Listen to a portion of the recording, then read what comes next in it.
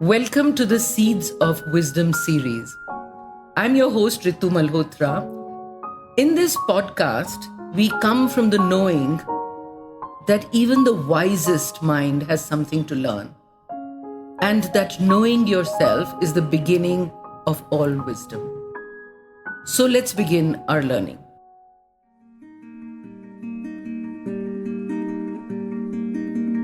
Join spiritual psychologist and India's #1 biofeedback practitioner, Ritu Malhotra, as she guides you through the paths of self-discovery and personal transformation so that you can live in alignment with your values and purpose. This podcast is brought to you by AJNA Center for Learning. To know more about AJNA and connecting with the host, check out the links given in show notes. You are listening to the Cellular Alchemist podcast, and here's your host, Ritu Malhotra.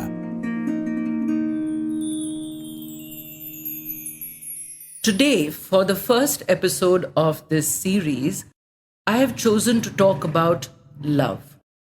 What is love? As some of you may have heard Tina Turner say, "What's love got to do with it? It's a second-hand emotion." Let's ponder over this together. Since this is the most frequently Googled word on the planet, we need to talk about it a little more. So instead of asking a search engine, let's dig a little deeper. Would we say love is intimacy, warmth, adoration, maybe even passion, romance, lust? Or is it wholeness? Where should we find what love means? If you ask the movies or TV or dating sites or a culture that insists that we find the one, would we find it there? Now, finding the one. Society says we must find someone to love because we think those that we attract will make us whole. So we look for things in others that we don't find in ourselves. Unconsciously, deep down, we feel that love will probably redeem us. And with the help of our lovers, we'll become better versions of ourselves.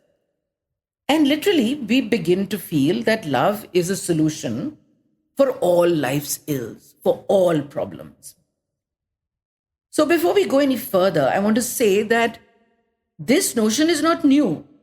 From the origin of time, the emotion or the state of love is imagined as irresistible to most of us. It is the peak of our existence. When we're in love, there's tremendous excitement and desire, and we watch love unfold in the smallest gestures. He called me. Oh, she wore the necklace I gave her. You see how he leans his head? And you see how his eyebrow slants when he's thinking? Isn't that cute? I mean, love is definitely more than being friends, wouldn't you agree? So let's admit that the erotic is simply too powerful for us to ignore. Romance urges us to rush and cling to each other. Yes, we've all known that at some point in our lives, but the question is, how long does it last? Some emerging statistics will say that many of us are not satisfied with romance as a final answer. I think the problem is that we are taught to define love as one-dimensional only. Like strictly, we say, this would be a loving relationship.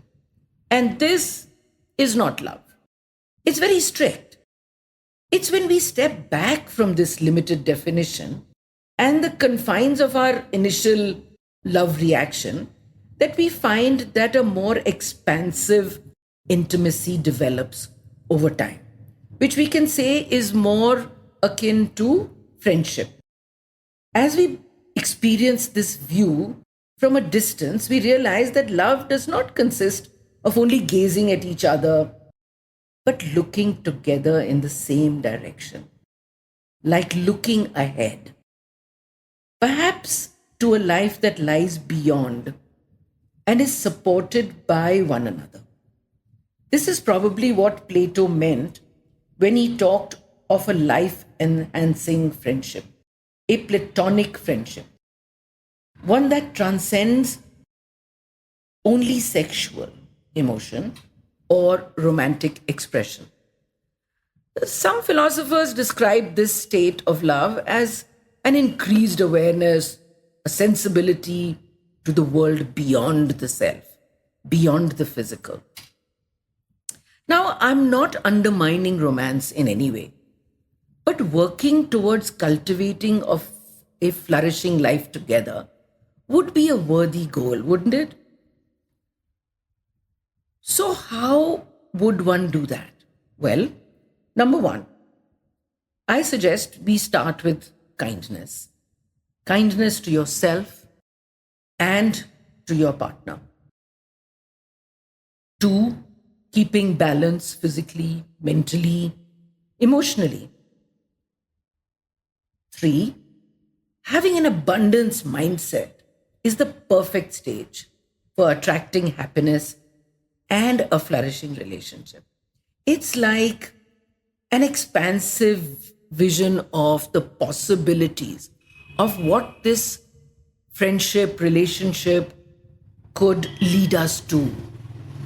Things that are quite unimaginable. But it's great to be visioning these possibilities. Fourthly, fun.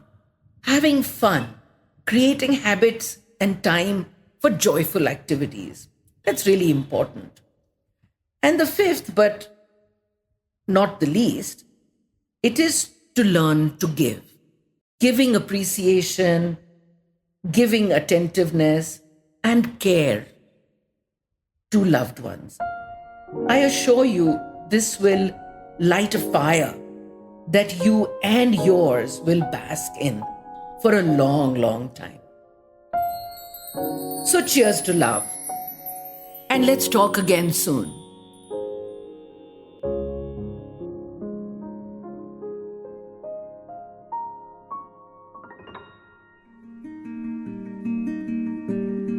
That was this week's episode for the Cellular Alchemist podcast with spiritual psychologist Ritu Malhotra.